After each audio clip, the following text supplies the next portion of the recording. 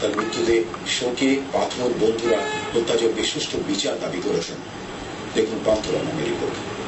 BDR সপ্তাহের দ্বিতীয় দিন দরবার হলে জওয়ানদের উশৃঙ্খলতার শুরুতেই নিহত হন মহাপরিচালক মেজর জেনারেল শাকিল আহমেদ। নৃশংসতার শিকার হয়ে নিহত হন তার স্ত্রী নাজনীন শাকিল এবং তাদের বাসায় বেড়াতে আসা এক দম্পতি। 1976 সালে একসঙ্গে কমিশন পাওয়া তার পোস্টমেট এবং বন্ধুরা বলছেন, অধীনস্থদের জন্য সবসময় নিবেদিত প্রাণ ছিলেন শাকিল আহমেদ। তাদের সাহায্যে কখনো কখনো এমনকি নিজের পকেট থেকেও খরচ করেছেন তিনি। একটা ইনকাম ট্যাক্সের ব্যাপারে আমার সাথে ডিসকাশন হচ্ছিল, কি কি ওই ব্যাংকে লাগে, স্টেটমেন্ট লাগে, তো স্টেটমেন্টের মধ্যে দেখতেছিলাম আমি। তো আমি তাকে বললাম, ওই সিপাহী নজরুলকে তুমি 30,000 টাকা, এটা কি? সে আমাকে একটু চোখে দিল। তার মানে তার ওয়াইফও কিন্তু ছিল, আমি যেন তার ওয়াইফ যেন না জানে। তার মানে সে ওই সৈনিককে টাকা দিয়েছে, কোনোভাবে সাহায্য করেছে, কিন্তু তার হয়তো ওয়াইফ জানে না।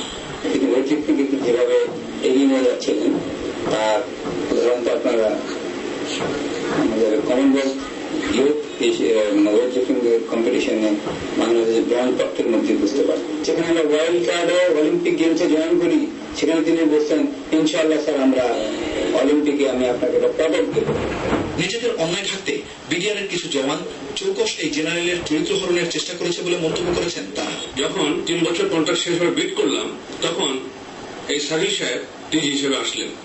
আমার একটা ধারণা যে যেহেতু আমার বন্ধু আসছে, এবার তো পাবোই। আমি সিকিউরিটি ক্লিনে সর্বনিম্ন থাকাতে কাজ পেয়েছি, সেটাতে সেকেন্ড লোয়েস্ট থাকাতে আমি কাজ পাইনি। আমি পার্সু করেছি। সে আমাকে বলেছে যে দোস্ত, আই আন্ডারস্ট্যান্ড, তুমি হলে তো ভালো হতো, কিন্তু আমি দিতে পারছি না নিয়ম অনুযায়ী। নিয়মের কোন ব্যত্যয় ঘটবে এই ধরনের কাজ শাকিল করতে পারে না।